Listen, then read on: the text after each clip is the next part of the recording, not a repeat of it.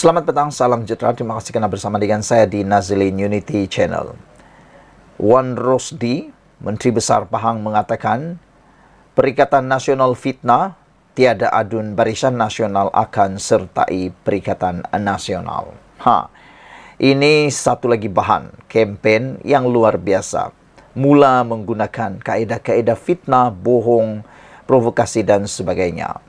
Menteri Besar Pahang Wan Rosdi Wan Ismail mendakwa, Adun Barisan Nasional telah menyatakan kesetiaan kepada kerajaan perpaduan pimpinannya di negeri itu dan tidak akan sesekali keluar parti untuk menyertai Perikatan Nasional. Dengan kata lain, keempunanlah Muhyiddin Yassin sekali lagi untuk cuba menjatuhkan, membubarkan ataupun menumbangkan kerajaan Pahang. Saudara-saudara sekalian, sejak Perikatan Nasional menjadi pembangkang, sudah tak boleh dikira lagi, tak boleh dihitung lagi berapa kali mereka menggunakan naratif kononnya kerajaan akan tumbang dan kerajaan akan tumbang.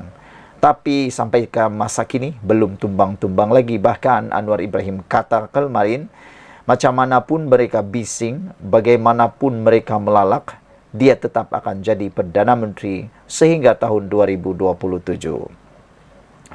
Jelas Menteri Besar Pahang itu, dakwaan kononnya 4 adun Barisan Nasional BN itu akan menyertai Perikatan Nasional jika pembangkang menang pilihan raya kecil PRK Dun Pelanggai, tidak lebih daripada fitnah bagi menakutkan rakyat. Saya ada terdengar tu, tetapi tadi adun-adun secara spontan ada yang membuat video dan merakamkan sendiri bahawa mereka tidak akan keluar dan akan terus bersama Barisan Nasional. Ada juga yang buat video secara kelompok lebih kurang 11 orang dan boleh dikatakan seluruh adun dari Barisan Nasional mengatakan akan terus berada dalam kerajaan perpaduan. Katanya ketika berkempen di Telemong dekat Bentong Pahang malam tadi. Semalam, pengerusi Perikatan Nasional Muhyiddin Yassin berkata, dia tidak menolak kemungkinan gabungan itu mampu mengambil alih pentadbiran Pahang jika menang dalam PRK Pelanggai. Muhyiddin membayangkan timbalan Presiden PAS, Tuan Ibrahim Tuan Man, akan menjadi Menteri Besar jika ia berlaku. PRK Pelanggai untuk rakyat bersama kita memberikan isyarat jelas, kata beliau. Ya, kemenangan tak akan mengubah komposisi kerajaan kerana tambah 1 kerusi saja. Ia juga bermakna kurang 4 kerusi sahaja berbanding kerajaan negeri.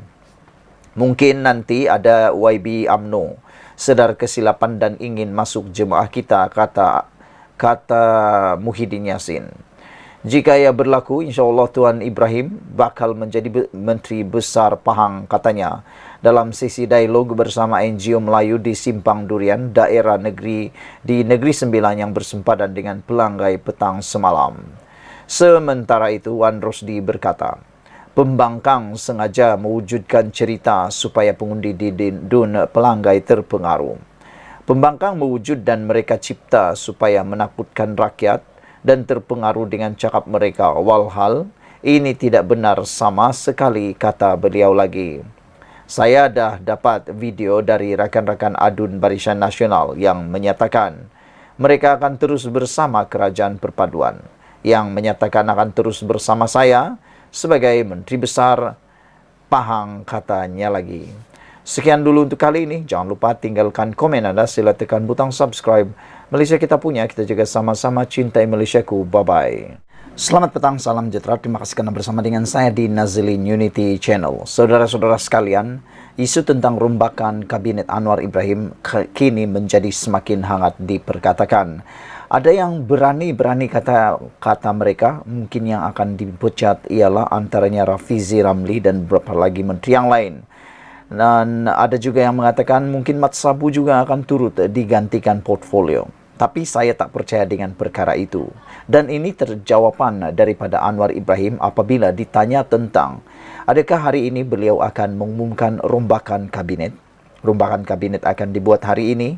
Ramai yang menjangkakan hari ini akan diumumkan kerana kebiasaannya yang kita tahu kabinet akan bermesyuarat pada hari Selasa atau hari Rabu setiap minggu. Dan pada waktu itulah keputusan-keputusan penting akan diumumkan. Oleh sebab itulah ramai penganalisis dan juga netizen meramalkan bahawa keputusan untuk merombak kabinet ataupun kabinet baru akan diumumkan hari ini. Tetapi ini pengesahan Perdana Menteri. Perdana Menteri Datuk Seri Anwar Ibrahim mengesahkan tiada rombakan kabinet akan dilakukan pada hari ini. Anwar berkata, beliau yang menghadap yang di-Pertuan Agong Al-Sultan Abdullah Riyatuddin Al-Mustafa Bilal Shah pada Selasa juga tiada kaitan dengan rombakan kabinet. Kata Anwar Ibrahim, tadi saya menghadap tuanku untuk bincang mesyuarat mingguan kabinet esok dan tiada kaitan dengan perubahan jemaah menteri. Lepas mesyuarat mingguan kabinet esok atau hari ini saya akan bertolak ke Sabah dan kemudian ke Abu Dhabi, kata Anwar Ibrahim lagi. Beliau berkata demikian mengenai kemungkinan rombakan kabinet selepas kabar angin berkenaan perkara itu semakin hangat diperkatakan. Saudara-saudara sekalian, pada pendapat saya, rombakan kabinet ini kurang penting berbanding dengan kesibukan Datuk Seri Anwar Ibrahim. Bayangkan saja, mana lagi masanya untuk memikirkan rombakan-rombakan kabinet yang semestinya ditunggu-tunggu juga oleh parti pembangkang untuk menjadi bahan kepada kempen mereka. Kerana Anwar Ibrahim sibuk, beliau perlu ke Sabah dan seterusnya ke Abu Dhabi. Yang menjadi persoalan netizen, pemikiran netizen ialah, kalaulah Anwar Ibrahim digantikan oleh Mahathir Mohamad, mampukah Mahathir lagi menjadi seperti Anwar Ibrahim, iaitu sekejap ke Sabah, kemudian ke Abu Dhabi pula. Tapi ramai juga orang yang masih mengharapkan Tun Datuk Mahathir Mohamad menjadi Perdana Menteri sekali lagi, walaupun dalam keadaan fizikal yang sudah tidak mengizinkan lagi kerana sudah terlalu berusia. Selain daripada itu, sumber rapat dengan Putrajaya sebelum itu memaklumkan sebuah portal berita tempatan bahawa pengumuman penting itu akan dilaksanakan Perdana Menteri ke-10 sebelum berlepas ke Abu Dhabi pada Khamis. Jelas sumber kepada portal itu, ia turut melibatkan beberapa portfolio dan kementerian kanan, antaranya Kementerian Dalam Negeri KDN, Kementerian Sumber Manusia KSM, Kementerian Kesihatan Malaysia KKM serta Kementerian Belia dan Sukan KBS. Sumber itu dilaporkan turut mendakwa dua portfolio menteri penuh juga bakal diberi kepada Presiden MCA Datuk Seri Insinyur Wee Ka Siong dan timbalan Presiden MIC Datuk Seri M. Saravanan. Dengan perkara itu akan turut diumumkan pada Rabu.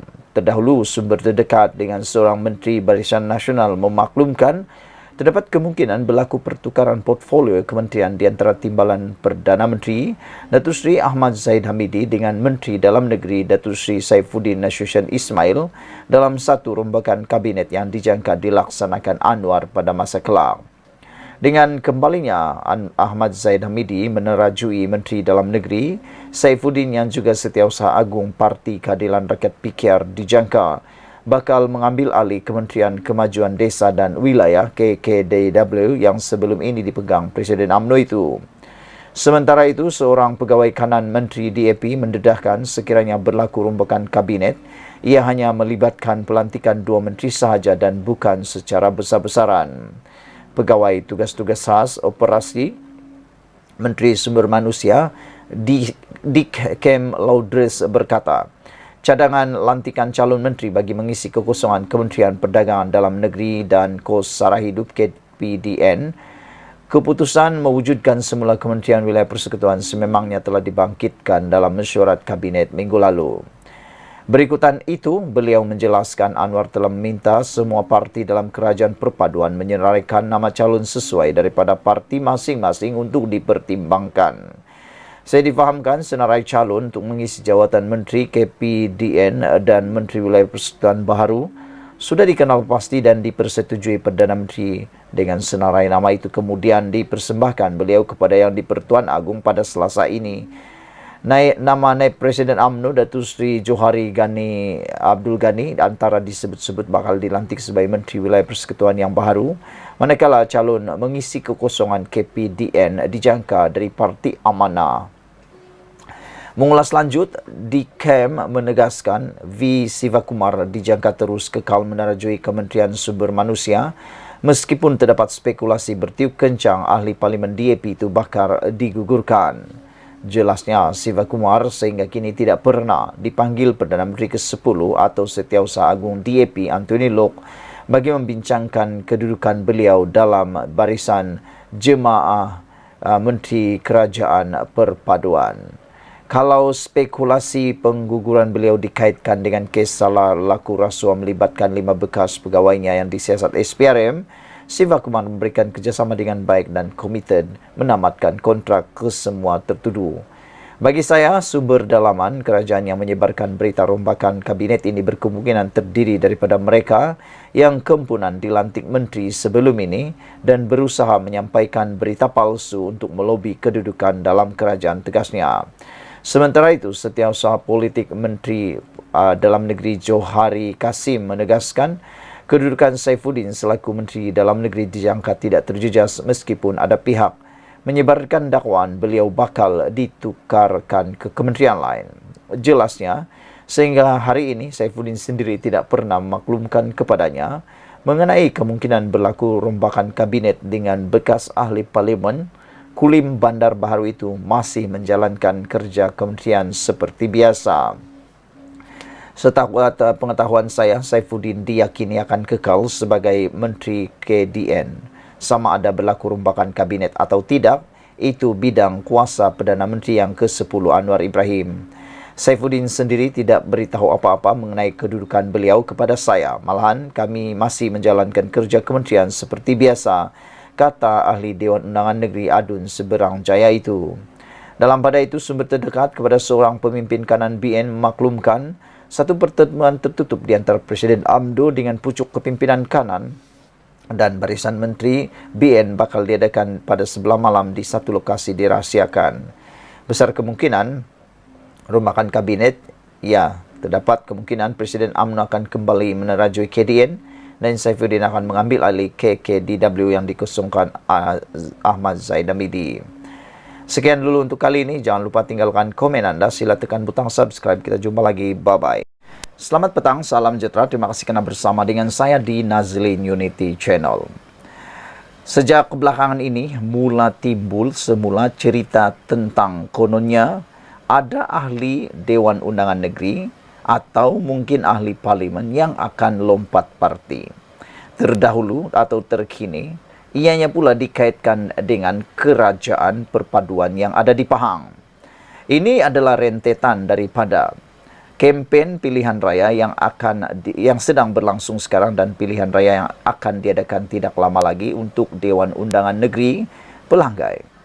Namun demikian, kata-kata daripada Muhyiddin yang mengatakan bahawa kalau kemenangan di Pelanggai dimenangi oleh Perikatan Nasional, akan ada perubahan lagi kerajaan. Ini sudah biasa kita dengar, naratif yang biasa kita dengar.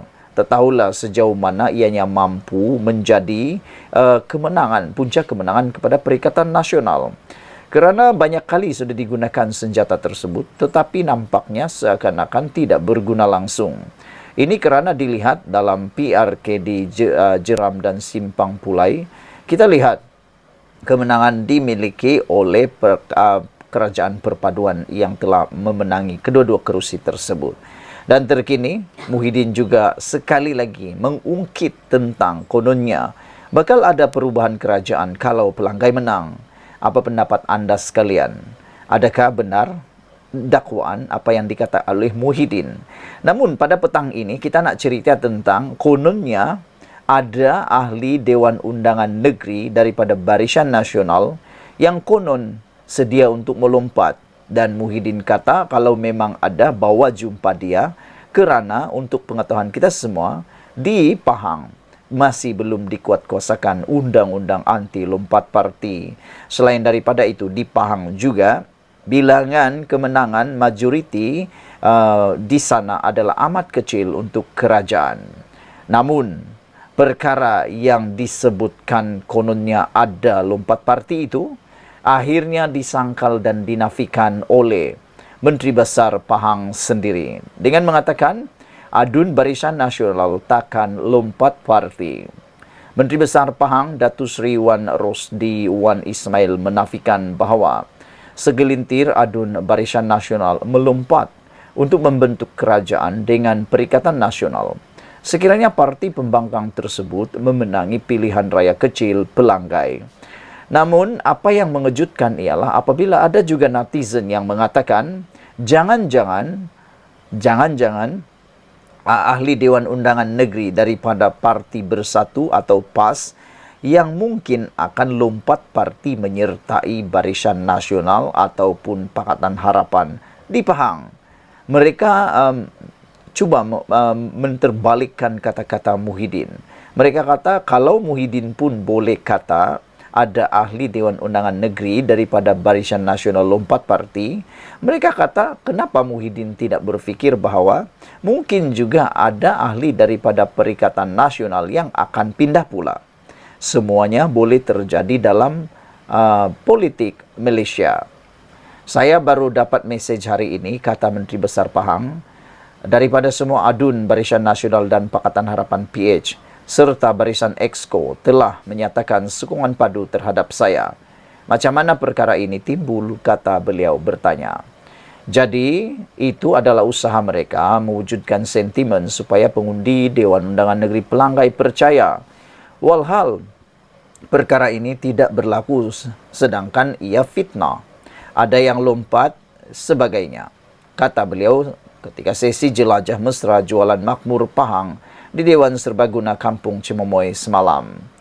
Penafian tersebut dibuat ekoran tindakan pengerusi Perikatan Nasional Tan Sri Muhyiddin Yassin yang mewar-warkan timbalan Presiden PAS Datuk Seri Tuan Ibrahim Tuan Man sebagai Menteri Besar. Beliau berharap 4 adun dari blok akan turut sama menyertai Perikatan Nasional. Poster Tuan Ibrahim sebagai bakal Menteri Besar juga telah tular. Tuan Ibrahim ialah adun Ceka di Pahang dan ahli Parlimen Kubang Krian. Buat masa ini, Gabungan Barisan Nasional mempunyai 16 kerusi, Pakatan Harapan 8 kerusi, mengekalkan Kerajaan Negeri Pahang. Perikatan Nasional pula mempunyai 17 kerusi. PRK Pelanggai diadakan pada 7 Oktober, ekoran kematian penyandang Datuk Seri Johari Harun. PRK ini menyaksikan pertandingan 3 penjuru di antara Datuk Amizar Abu Adam Barisan Nasional, Kasim Samad Perikatan Nasional dan calon bebas Hasli Helmi Zul Hasli. Sekian dulu untuk kali ini. Jangan lupa tinggalkan komen anda, sila tekan butang subscribe. Benarkah ada ahli Dewan Undangan Negeri daripada Barisan Nasional yang pindah lompat parti? Atau adakah ianya sebenarnya daripada Perikatan Nasional?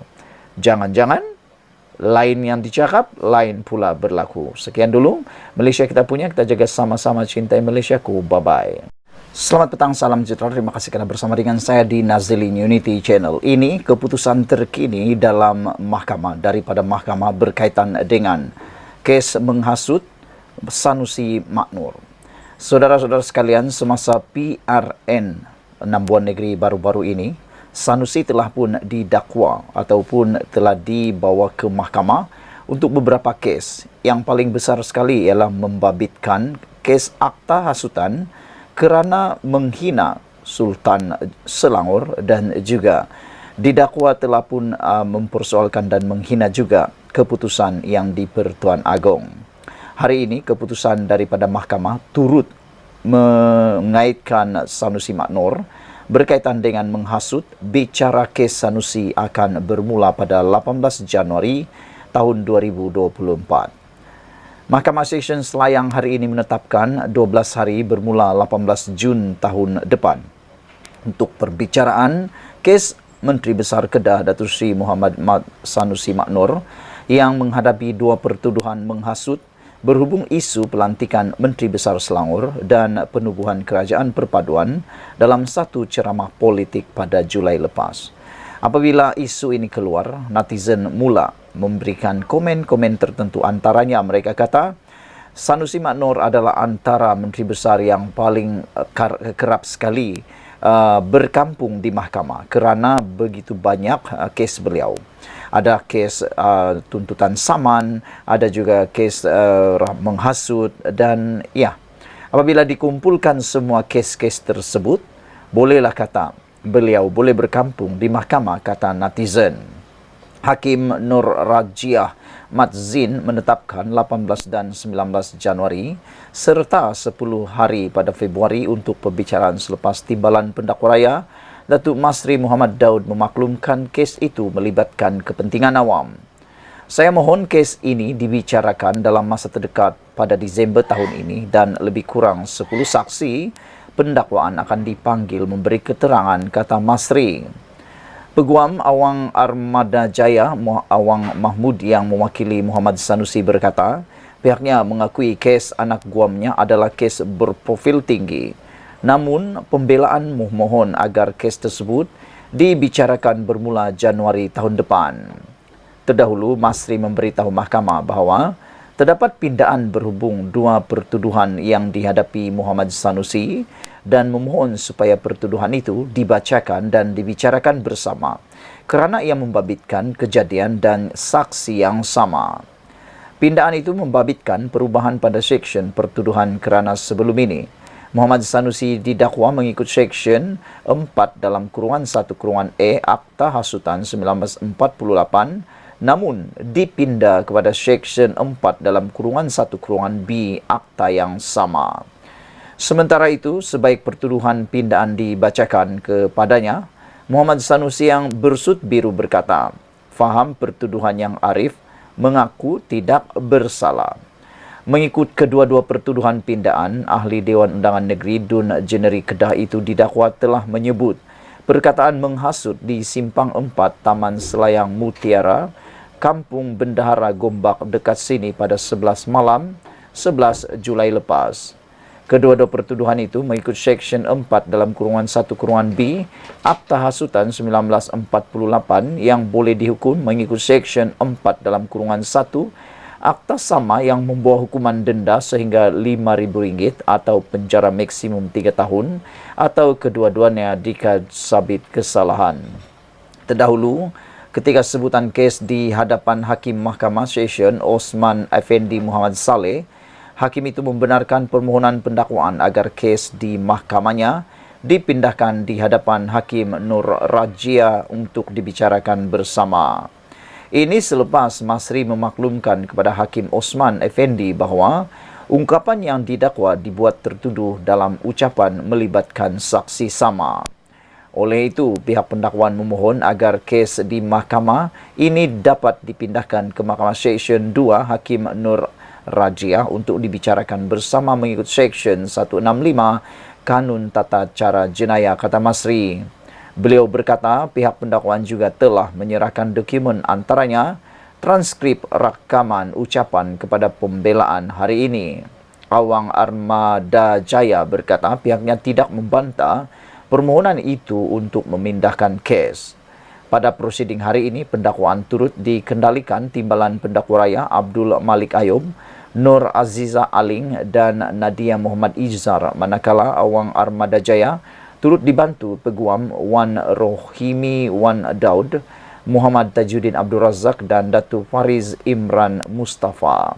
Sekian dulu untuk kali ini. Jangan lupa tinggalkan komen anda. Sila tekan butang subscribe. Malaysia kita punya, kita jaga sama-sama. Cintai Malaysiaku. Bye-bye.